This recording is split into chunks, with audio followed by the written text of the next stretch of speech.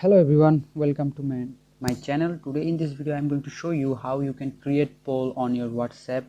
This is a new feature of WhatsApp. Now you can create poll in your chat or your group message. So without any delay, let's start the video. Go to your WhatsApp and select the person or the group that you want to create a poll for, and selecting this. Now all you have to do is select this pin icon here, click, and you can see the option here, poll.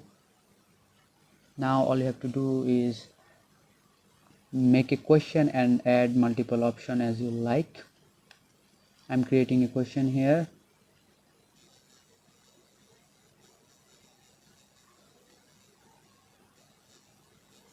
and adding option,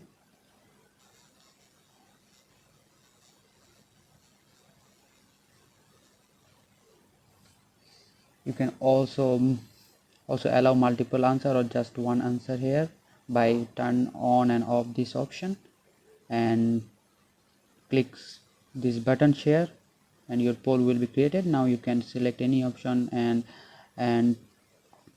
the others can vote for this poll. And that's it for today's video. I hope you like this video. If you like, consider subscribing to my channel. See you on next one.